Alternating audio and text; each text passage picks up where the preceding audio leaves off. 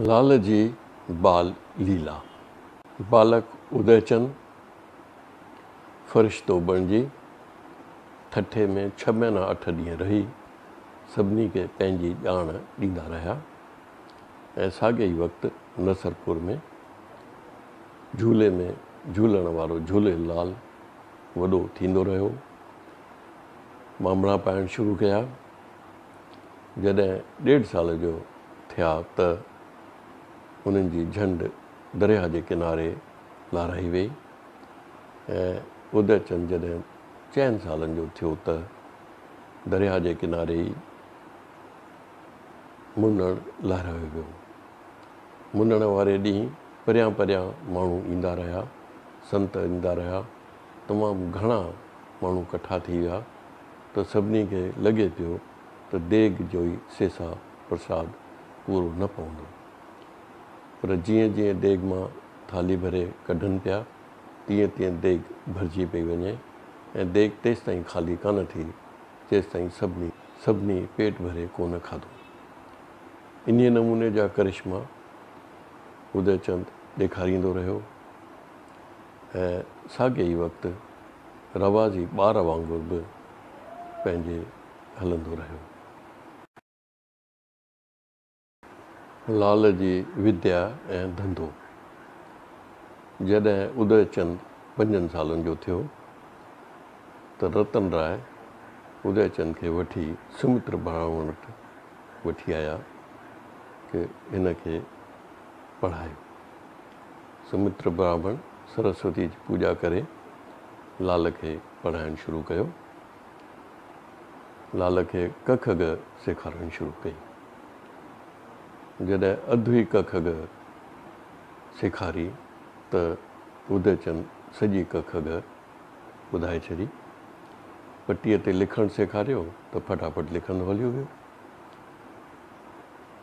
सुमित्र ब्राह्मण ॾाढो हैरान थियो, सोचईं शायदि रतन राय ॿार खे काफ़ी महिनत कराई आहे। उन खां पोइ सुमित्र ब्राह्मण हिकिड़ो शास्त्र उदयचंद खे पढ़ण लाइ ॾिनो त उदयचंद फटाफट पढ़ी वियो। त सुमित्र ब्राह्मण खे लॻो को हीउ रवाज़ी ॿार न आहे, हीउ त को फ़रिश्तो आहे। त जॾहिं रतन राय ॿार खे वठणु आया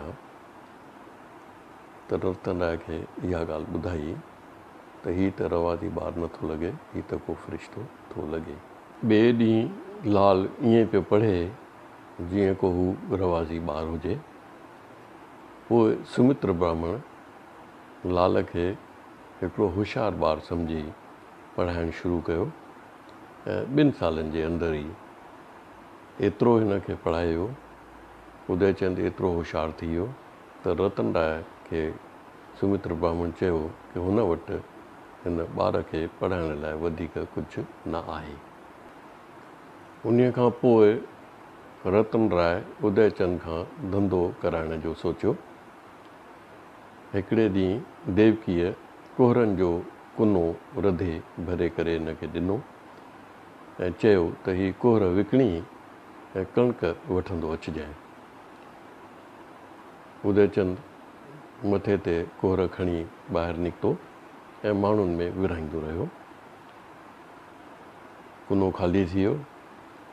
शाम जो दरिया जे किनारे वञी कुने सूधो दरिया में टिपो ॾिनई ऐं जॾहिं ॿाहिरि निकितो त कुनो सुहिणी सुठी कणिक सां भरियलु हुयो ऐं लाल जा कपिड़ा बि आला कोन हुया।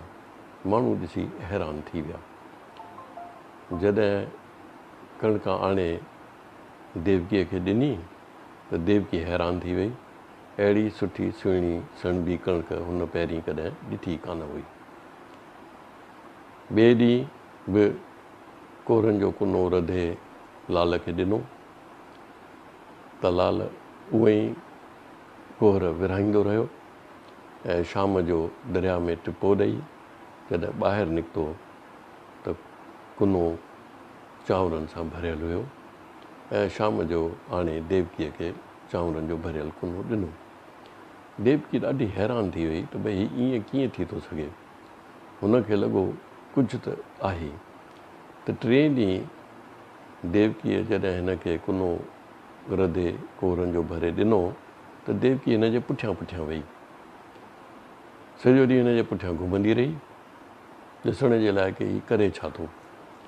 जॾहिं शाम थी त उदयचंद दरिया जे किनारे ते आयो ऐं कुने सूधो दरिया में टिपो ॾिनो। जीअं हिन टिपो ॾिनो त देवकी वाका करणु लॻी, बचायो बचायो, मुंहिंजे पुट खे बचायो, उदयचंद खे बचायो।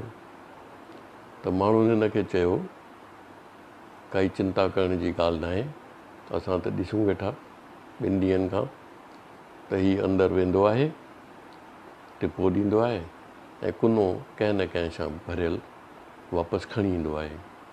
पर माउ आहे न, त हुनखे विश्वास न थियो। हुन दरिया शाह खे वेनती करणी शुरू कई कि मुंहिंजे लाल खे बचाए, जे मुंहिंजो लाल सही सलामत ॿाहिरि निकिरी आयो त मां तोखे हीरा चढ़ाईंदसि।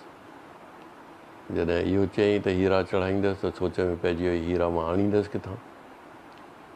एतिरे में जॾहिं उदयचंद दरिया मां ॿाहिरि निकितो त माउ ॾिसी हैरान थी वई त कुनो हीरनि ऐं जवाहरनि सां भरियलु हुयो। त देवकीअ हिकदमि कुनो सॼो ख़ाली दरिया में सभई हीरा ऐं जवाहर वापसि विझी छॾिया ऐं लाल खे पंहिंजे सीने सां लॻायो ऐं सोचियो हीउ ॿार त को फ़रिश्तो आहे। लाल खे वठी ऐं घर हली आई। इन नमूने जा करिश्मा लाल माण्हुनि खे ॾेखारींदो रहियो। मन ई मन में देवकी सोचींदी रही, जंहिं वटि लाल जहिड़ो पुटु हुजे उन्हीअ खे हीरनि जवाहरनि जी कहिड़ी ज़रूरत आहे। उदयचंद जा करिश्मा ॾिसी माण्हू हुन खे उॾेरो लाल सॾणु लॻा। जणिया ऐं गुरु दीक्षा। माण्हू उदयचंद खे अवतार मञणु लॻा। जॾहिं उदयचंद 10 सालनि जो थियो त जणियनि पाइण जी रस्म थारूअ वारे ॾींहुं दरिया जे किनारे ते शुरू कई वई ऐं आर्तवार ॾींहुं पूरे विधि विधान सां जणिया पाता विया। त माण्हुनि उदयचंद खां पुछो, तव्हां त पाण ई अवतार आहियो त तव्हांखे जणियनि पाइण जी कहिड़ी ज़रूरत आहे। उदयचंद चयो त मां मनुष्य रूप में जनमु वरितो आहे ऐं मूंखे बि मर्यादाउनि जो पालन करणु खपे। जे मां मर्यादाउनि जो पालन न कंदुसि त सभई मर्यादा जो पालन करणु छॾे ॾींदा।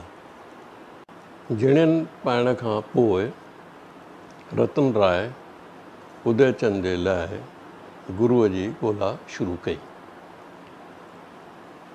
त जंहिं वटि बि विया नसरपुर में, उहो हर को पियो चवे त हीउ बालक पाण ई अवतार आहे, असां हिन खे दीक्षा कीअं ॾींदासीं, असां हिन खे दीक्षा ॾियण जे क़ाबिल न आहियूं।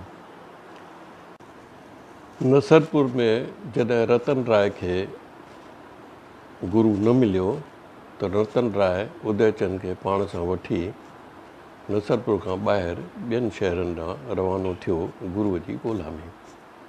त रस्ते ते हिन खे हिकिड़ो साधू नज़र आयो जंहिंजे चहिरे में तमामु घणो तेज हुयो।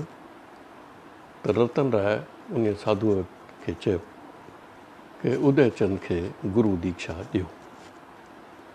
त उन साधुअ चयो कि उदयचंद पाण ई नारायण आहे, हिन खे गुरु दीक्षा जी कहिड़ी ज़रूरत आहे। त रतन राय फरमाइनि था कि गुरूअ बिना गत न आहे, तंहिंजे करे जीवन सफलो करण जे लाइ गुरु दीक्षा उदयचंद जे लाइ तमामु ज़रूरी आहे।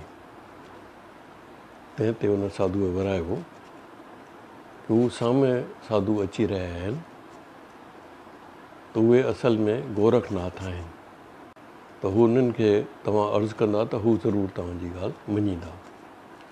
जॾहिं हू साधू नज़दीक अची वियो त हिन साधुअ हुननि खे चयो कि रतन राय उदयचंद जे लाइ गुरूअ जी ॻोल्हा में आहिनि, त तव्हां हिन खे गुरू दीक्षा ॾियो। हुन साधुअ चयो, तव्हां त पाण भोलेनाथ आहियो, पाण खे छॾाइण लाइ मूंखे था फासायो। उदयचंद नारायण आहे। तॾहिं उदयचंद चयो कि तव्हां मूंखे दीक्षा ॾियो, मां बालक रूप में जनमु वरितो आहे, त मूंखे बालक सम्झी, रवाज़ी ॿार सम्झी करे मूंखे दीक्षा ॾियो। तॾहिं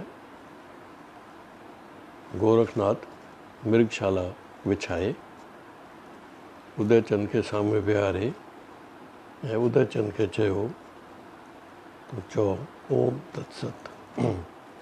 उदयचंद चयो ओम तत्सत, ऐं इन नमूने उदयचंद जी गुरू दीक्षा पूरी थी।